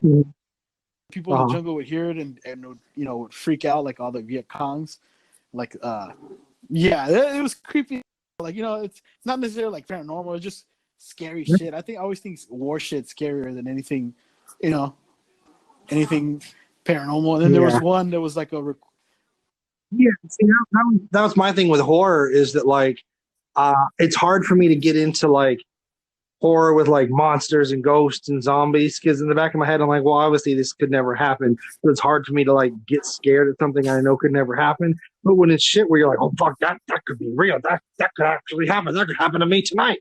You know, that's the shit that really fucking freaks me out. One of the sounds was someone from far away had like a recording thing on, and it's when like an actual nuclear bomb dropped in Nagasaki. And that's like I've told you guys in the podcast before. That for me is probably like just my fear, like in or around a fucking nuclear bomb going off. That's fucking scary, dude. Like, because you're not safe even if you're around it. You know, the fallout and all that shit, and then it lingers for hella years. That's scary as hell. That's scarier than anything you could show me in a horror movie. Yeah. Yeah. I seen you've been busy with fucking learning how to do 3D shit, dude. What's up with that? So basically, you know, I do freelance video production, and I get right a now lot. You're just chilling, right? Yeah, but I get a lot of. Yeah, no, right now I'm just chilling. Nothing I can do. I mean, I'm still getting some jobs here and there. You know, I'm doing that action figure commercial for that one company. Pro Wrestling Revolution has me doing some work with them right now. So I'm trying to keep busy, make a little extra money on the side. But basically, with me doing freelance video production, I get a lot of clients who want to do like 3D stuff. They want to do CGI. They want to add stuff in here. Oh, can we put an elephant running through here that turns into a velociraptor? You know, random shit like that. And I don't do 3D, so I always got to either tell them no, or I have to try and find a 3D artist who can do that and get a quote, and then quote that to the client, and then it's always a huge hassle. So since I have all this free time, and Blender is a free program, and there's hundreds upon thousands of free tutorial videos on YouTube, I'm like, well, might as well spend this time learning some new skills. That way I can up my video production game and make a little more money. And so that's what I've been doing. So that's just going to add another thing under your belt. Yeah, exactly. And you're teaching yourself. It's not like just you're going to school. Something right? more I can. I'm teaching myself. That's fucking impressive, man. Because that I think when you teach yourself, not when you teach yourself, but like, yeah, to a certain extent, when you know, it's different. There's a big difference of how you grasp the shit. Like I had a friend who was going to school to learn how to work on auto body shit. He wasn't necessarily going to get a degree. Mm-hmm. He was just going to get the fucking knowledge. And I think you pick it up more when you're just there to scout for Yeah. Well, that's the thing is there's a channel on YouTube, Blender Guru, and he has like a whole like course, like a 15-part course on like the beginnings and the fundamentals of Blender. And that's, you know, you make a donut from scratch. And then you texture it, and you add materials, and you add bump mapping, and then you make a cup of coffee that you take a reference photo and you recreate it off the reference photo, and then you add lighting and you build an environment and you animate stuff. And so it kind of takes you through the basics of Blender, and it's like a 16-part course. And so that's what I was just following that. And a lot of times, like, you get stuck, you get frustrated, you're like, why isn't my thing doing the thing his thing is doing? So then you got to like troubleshoot and you look online. And, I'm in Eevee. I got to be in Cycles. Damn it! And then you switch stuff around.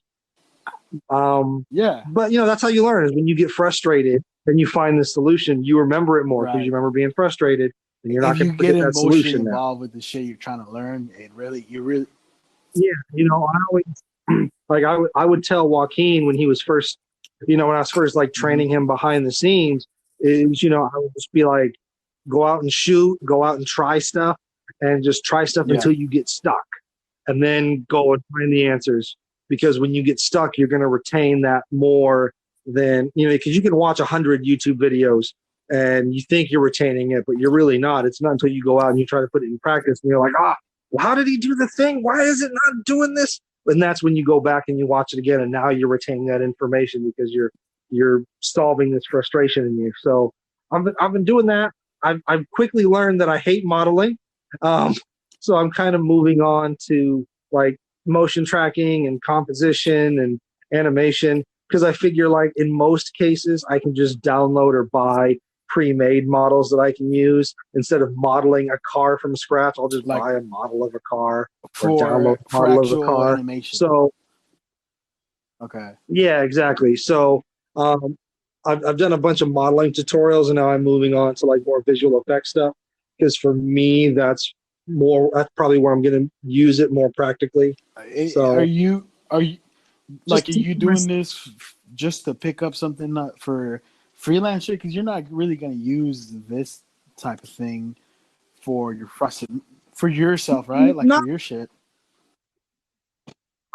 Not really, but there could be instances where I'm like, we have this problem we need to fix, and I just have an idea on how I can fix this using Blender. You did that once, for the video, for the Devil's Due video, right? Because I remember when I did that scene where I had to crack a bottle in Evan's head. Yeah, we tried that a couple different ways, the way I ended up doing it is you had like a plastic bottle, and I had.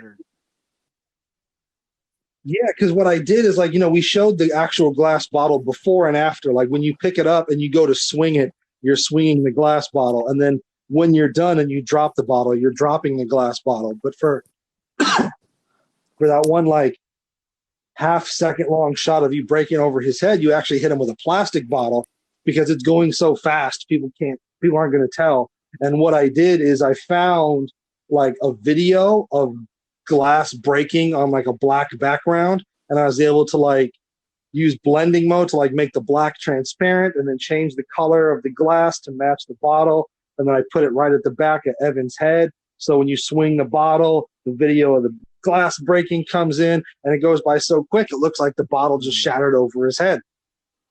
But it was all CGI, it was all computer magic. Really good, because I get annoyed by shitty, not even CGI shit, like shitty CGI. Okay, perfect example. We just talked about this earlier, and it was on Netflix not that long ago. Have you ever seen Donnie Brasco? Okay, well, there's a scene. No. And this bothers me like so much that I get so upset at the rest of the movie for it. There's a scene where they're in a bar and this one guy punches the other guy, and the punch is so like, I don't know, it was shitty, like the way it was thrown. I don't know why they kept that part of it in the thing, but he throws a punch real shitty at another guy's face, and it looked like he backslapped him, kind of, but it wasn't really backslapping. And then the sound they added in for the punch was not really like a typical punch sound. It was like a punch sound, like a Mike Tyson, whatever. Was that video game? Yeah, it's like a sound from that, out. Like out of that, straight up out of that. And it's like, psh, and it's like, I didn't used to notice these things back when back before it's not like I've been in hella films or whatever, but I've been more involved in the whatever in that now in the last 2 years, especially like I see how you do shit, not necessarily on your computer, but like I see how they mix the scenes together. So I notice all that shit more now, and it really fucks with me when you catch those little. Yeah, I'm the same way. Me and my buddy were watching the first episode of Burn Notice, and like it was basically like the pilot, but they released it as like the first episode. And the whole time I watched it, I'm like, holy shit, this production value is bad. Oh my god, those sound effects sound so stock and generic. Oh my god. Yeah, and that sucks when you watch that and you can catch it. I mean, if you're just watching it and I don't know. I analyzed those, like one of the things a long time ago. I never noticed it, and someone pointed out this was one of the first things that I caught like that was which is very popular now, Star Wars, when the fucking stormtrooper bumps his head. That was the first time I ever noticed something like that. It was because someone pointed it out, and ever since I noticed all these little things more and more. Like I think I mentioned this in yeah. Well, I remember being a kid and watching Batman Returns, and there's the scene where he like tears his mask off in front of Catwoman, and like all of a sudden, like the eye makeup around his eye disappears. And like as a kid, I'm like, what the fuck? Yeah, like I noticed that right away. And what's funny is they kept that in all the movies. Like in the Christian Bale one, he clearly has makeup, and he just takes it off. And you know what I always hated about that too? I mean, I know, whatever. When he rips off his mask, it's like it's like fucking rubber or whatever. But it's supposed to be a suit that like bullets can't even penetrate. Yeah, it's supposed to be armor. Yeah, it's supposed to be armor. Takes it off, and it's like fucking yeah. Yeah, because in the first one when he's rescuing Vicky Vale from the museum and he's getting shot down by the Joker's goons, they're like touching his arm and they're like, some kind of body armor. And it's easier movies for that. You know, but like yeah. Well, this isn't. I think certain like filmmakers are more careful about that. Like I don't think you could catch some. I mean, we could probably try it. I don't think you could catch any of those little errors with like a Kubrick film, or the Coen brothers. Like those motherfuckers, it seem like they decide what comes on the camera the entire fucking film. Like whatever is coming on the film, they wanted it to be. Yeah, see, you worked with me on a couple projects. Like I'm not the type of person who'll sit there and spend like an hour pixel peeping every square inch of the frame to make sure everything is perfect. I'm kind of like, did he say the line? Cool, we're moving on. You know, and there's a lot of times we're moving that fast. I miss stuff, and luckily I know how to like fix stuff in post. Like I remember years ago, I was doing this short film, and it was about this dude who was like trapped in this room. And then there was one shot where he's like on a phone, and in the background we forgot to shut the door, so the door's fucking wide open.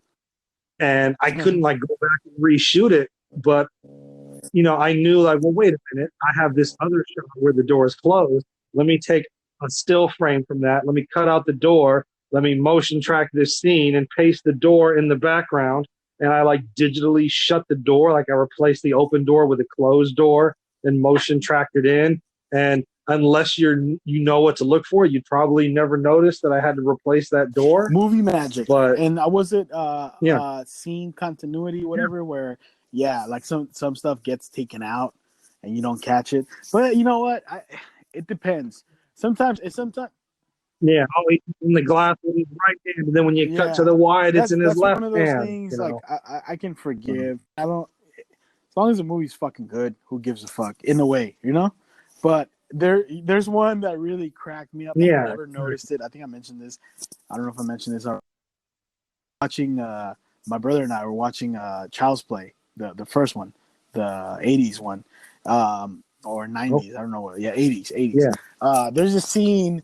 Like she lives, well, you know, in the film, she lives in like the fucking hood, Chicago, when Chicago was Chicago back in the 60s, or I'm sorry, in the 80s, and it was like, you know, a crack epidemic, and she's a single mother living in a fucking shitty apartment complex, and it's like, you know, it's rough.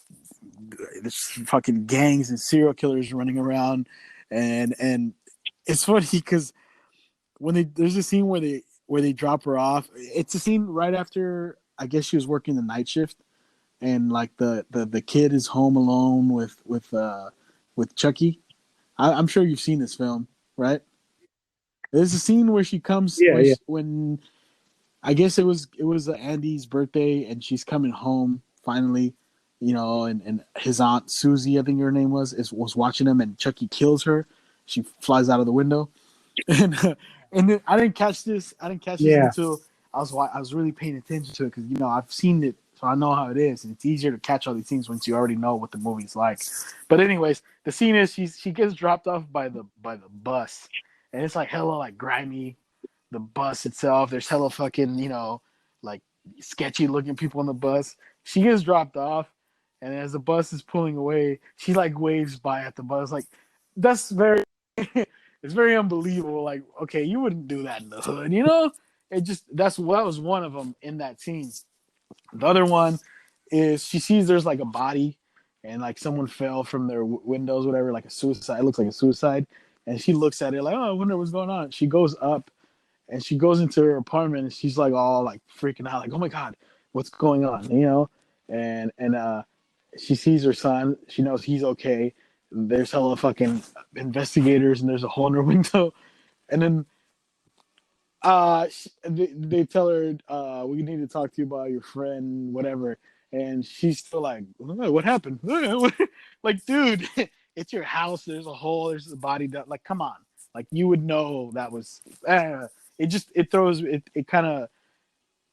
After watching it a couple times, you notice all those little things. Like, she would know, not necessarily like. See, I feel that way about like the Paranormal Activity movies, where the whole gimmick of those movies is, it's found footage. So it's, but then weird shit happens, and nobody believes the person, and nobody decides to go back and watch the tapes to see if the dude is serious or not. It's like, we know you're recording this because that's the whole gimmick of the movie. Play the tapes back, you'll see what we saw. But instead, you're like, Rick, you're being so paranoid. Films. Like, what's crazy is the shit that inspired all those was one of the best horror movies of all time, the fucking Blair Witch. Is it before Blair Witch? Yeah. There really wasn't anything like that, right? There was a film called Alien Abduction Incident in Lake County, which aired on like UPN, and I think it came out like a year or two before Blair Witch Project, and it was like this family of Thanksgiving, and then like aliens fucking show up, and it's all this like camcorder footage of them like seeing aliens like mutilating cows, and they come and attack the family, and so there was that, but there was never really big. It never caught on like Blair Witch. Because Blair Witch did the whole thing where like they pass it off like it was real. Like this is like the early days of the internet, and they made like a website for the film with like missing posters behind this shit. Yeah, and so what made it scary was half the people watching that film thought it was real. Yeah, no, you know what? In Maryland and in Boston and back in the days, there was hella of those fucking whatever child abductors that were killing kids. I mean, you don't have to fucking be a witch. I mean, whatever you want to call a witch, just killing kids is creepy. So it was very believable. I remember a lot of people actually believe, because I remember when that came out, and I was afraid of watching it. I was like, ugh, I hear a lot of things about it. Like, it's real. I thought it was real. It's real footage. That's what they kind of made it out to be. Yeah. And going back to what I said earlier, I think that's the best kind of horror is when it's believable. When you're like, oh shit, this could happen. The ghost shit. Like, these motherfuckers, like, they disappeared. And I don't know if you ever saw, there was like a behind the scenes footage in one of the where they were kind of off character, and they were saying that people were fucking with them. Like, whether people knew they were making a film, they were. So what's crazy is when they were filming the first Blair Witch, like the actors did most of the filming. There wasn't really a script. There was kind of an outline. But what would happen is they would legit be camping, and like they would get like notes and letters and stuff from the filmmakers where it's like, be hostile towards this person, with like little like character notes of things to do and things that were going to happen. And then, like, gradually, like, as the days went on, the filmmakers were giving them less and less food to kind of make them more irritable as the shoot went on. Huh? So by the end, they cut, like, half an apple. And, so by the end of the shoot, everyone just has, like, a bag of nuts and a banana, and that's their whole food for the day. But then, like, also, like, while the actors would sleep, like, the filmmakers would legit, like, fuck with them and, like, shake their tits and stuff. And then, like, one day, like, the actor who played Josh, like, he got, like, a note in, like, you know, his daily drop where he's just at some point when everyone's distracted and nobody's looking, just bounce out. So the other actors didn't know he was leaving and didn't know if he was coming back or not. So yeah, so like the filmmakers would just fuck with these people, and like there's a funny story. The night when they're fucking with the tents and everybody takes off running. There's a part in the film where what's the chick's name? Was it Jennifer? You know what? She's or whoever the Facebook. I want to have her on. Sorry, okay. I just want to say this. But there's a scene, and maybe we could have her talk about because she posts videos. She's really cool, man. Yeah, no, we should. But there's a scene in the movie where they're all, you know, the middle of the night and they all take off running, and you can see she runs and she looks off to the side. She's, oh my god, what the fuck is that? What the fuck is that? And they keep running. Yeah. But we never see what she's reacting to. Like, for whatever reason, the actors never filmed it. But according to the filmmakers, what they did is they hired like this creepy old dude, and they like just stuck him in a pair of like white long johns, so it'll fucking show up at night, and he's literally just like in the woods, like running at them, and they just see like this thin, pale, like sickly looking figure running at them, and they're like, oh my god, what the fuck is that? And take off running. But they never bothered to film it, so they felt bad. Like, this old guy never got to be in the film. He like fell in a puddle and got soaking wet and had to like walk back and soaking wet long johns. I didn't know that. I thought they were just improvising. Yeah.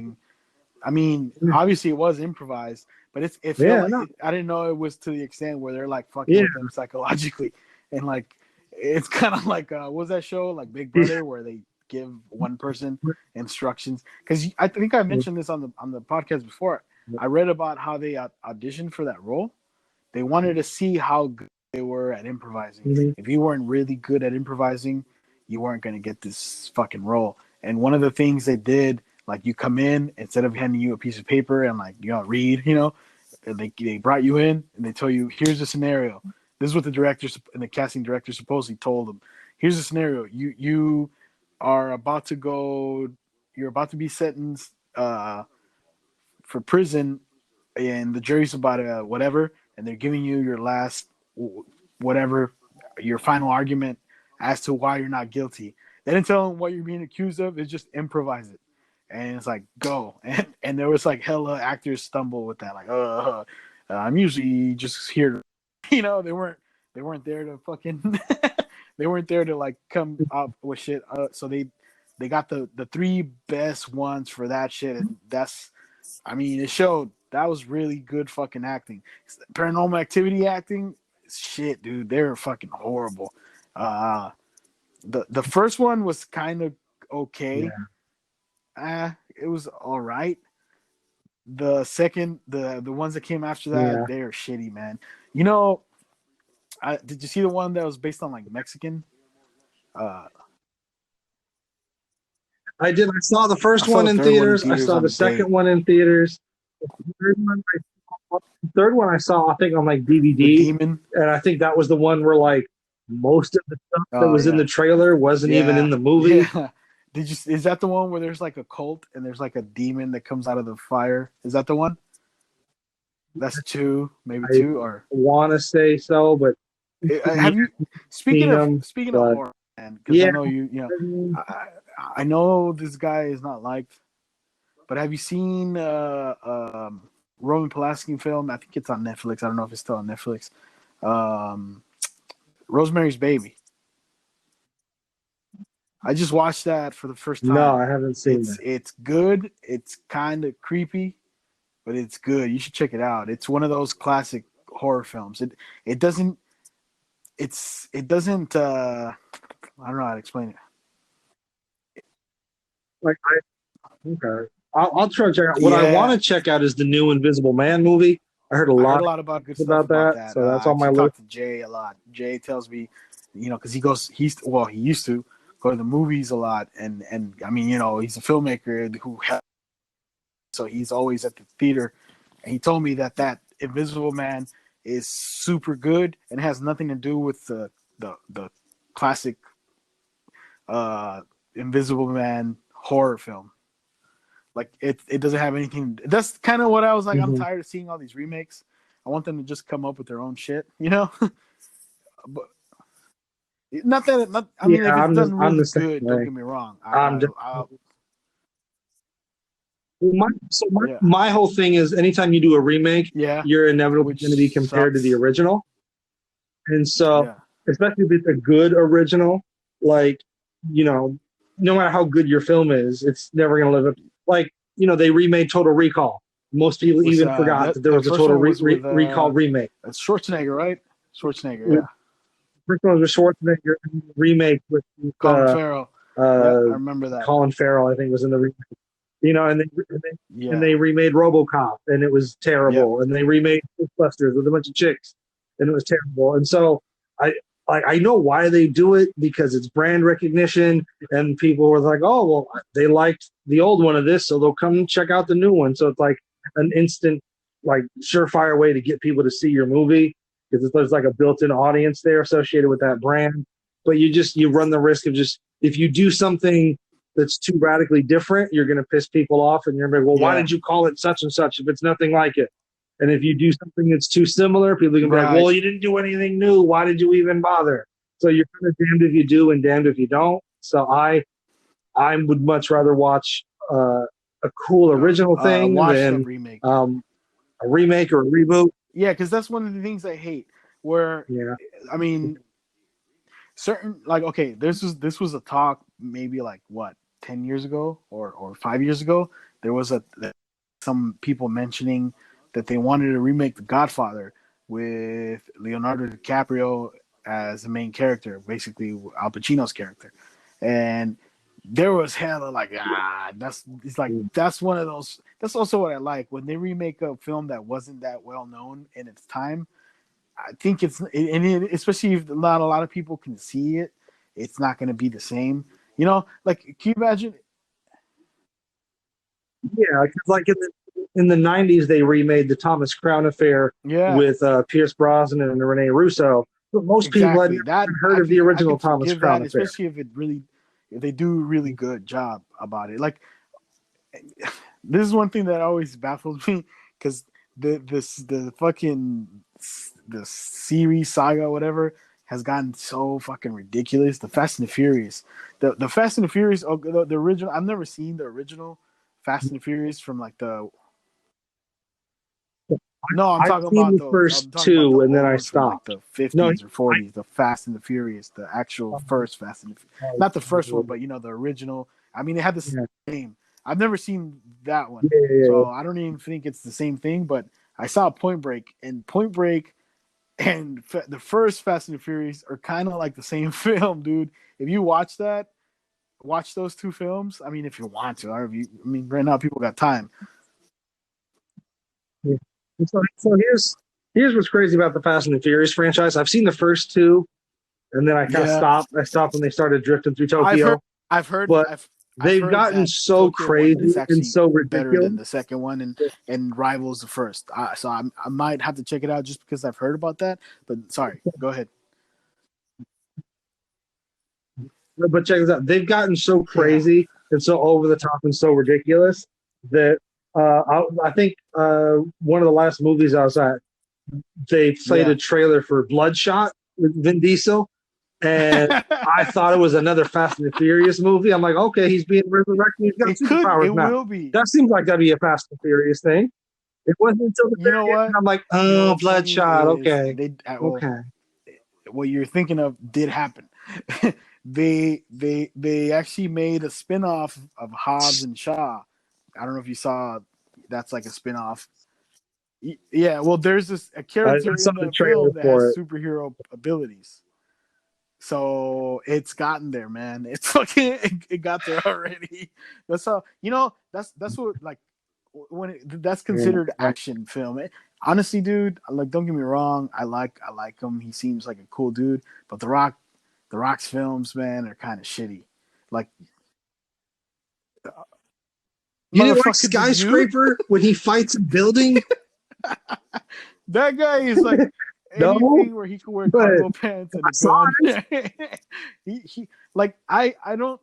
He's a good actor. I think he could be a good actor. I don't know about like, like we were talking about like Pacino level or whatever. Whatever.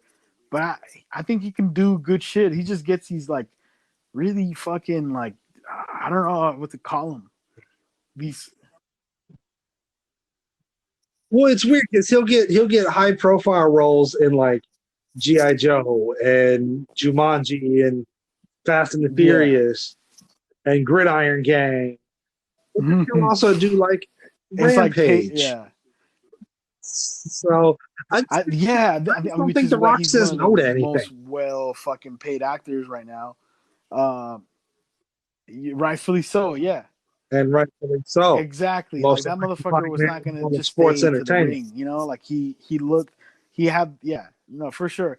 Oh, speaking of that, have you seen the fucking Big Show's Netflix show? Huh? I watched like 5 episodes. The Big Show. I have not, but my I mean, she's not really my stepdaughter, but she's kind of my stepdaughter. She was watching it recently because she was over here this past couple weekends, and so she was watching it. And she enjoyed it. I have not seen it yet. To me was like the next best thing to Andre the Giant. Huge, and I always was a fan of that guy. Yeah. Like, the motherfucker's hella big. He's also kind of like a Gigantor, right? Like, he has the same, not exactly like Andre the Giant, but he's fucking big. So I always was a fan of him, and so that's why I watched it. But it's like, it's not. I don't think it's for like kids. But it's whatever. It's interesting. Yeah, have you been like cooking and shit? Yeah. A little bit. I've been kind of hesitant to watch. Like, there's a bunch of shit that's. I mean, obviously, I did watch Tiger King because some of the memes were hella funny to me. I was like, fuck it, I'm gonna watch it just because the memes, like the memes made it like there's a lot of funny ass shit about it, the memes, and then I watched. That's what, dude. Like, whenever like something blows up and people make memes about it, that's gotta be the fucking best advertising. Yeah. Exactly. And that memes at that point it's become like a part of pop culture. Fucking juggernaut, dude. Like, that's how crazy like the world is now. Yeah. I know our fans don't get to see this, but in our group chat, it's been meme city for the past month. Title memes, but I don't think so. I'll tell you what, dude. I don't think Joaquin's coming back, and we've been going for almost 2 hours. Yeah, no, I was. Yeah, I think we should wrap it up. It's last thing that I was going to recommend, just because I know our listeners are probably watching this shit too. There's a dope documentary on Netflix called Empire Games, and it's all about like the ancient empires. Like, there's an episode on the Roman Empire, the Greek empires, the fucking Aztec civilizations, the Chinese, the Egyptians. It's interesting. I love history, so that's fucking dope as hell. And then another one that I rewatched recently, and I don't know if you've ever watched, it's called Cocaine Cowboys. You ever heard of that? Okay, but I watched that. And no, I have not. That's a fucked up documentary about the 80s and the 70s and Pablo Escobar and the lady that started Pablo Escobar. Quick little story about that real quick before we go. There's a lady that fucking documentary is based on a lot of. Her name was Graciela Blanco. She was a lady that basically taught Pablo Escobar how to do, how to traffic cocaine. She was the first cocaine trafficker in the world. The lady, she was like a fucking mafia boss. Here's the story where I've told you some stuff, about Richmond. Anyway, she was like a fucking, like, her Scarface was like loosely based. Yeah, she was crazy, and she would have, if you didn't pay her money, it was like, oh, I'll see you next week, whatever. She would just kill you. She killed a lot of people, and she had 5 sons, I believe. And the interesting about it is, there was this I think he's like the only son she has alive now. One of her sons, he grew up in the Bay Area, and he's like maybe in his 40s, whatever now. And he recently did a podcast where he talked about his brothers, because his brothers went from Miami and Colombia, and then they moved to the Bay Area, and he talked about how they fucking sold cocaine all over Oakland, Richmond, whatever.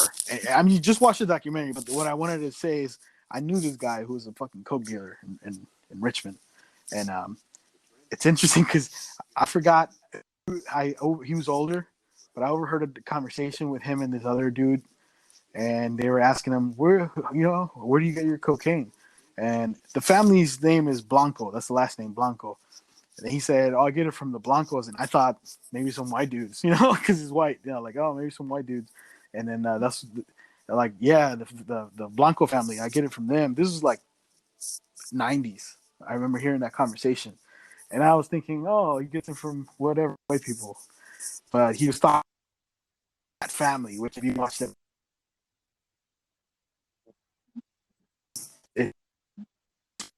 yeah. I was around motherfuckers that were around them, and the assassin. Yeah. So if you want to watch it, I mean,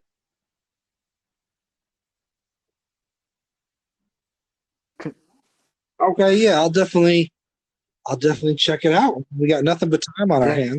This has been fun, man. But, hopefully I can get Heather on. Yeah. That'd be all right. Well, yeah, no, that'd be. Yeah. We'll try. We'll just reach out to everybody. We'll reach out to The Rock and see if he says no to us. But, yeah. All right, man. All right. Yeah, exactly. But all right. Well, yeah. thanks for jumping on the voice party, Jadles. That's been the voice party. We're out.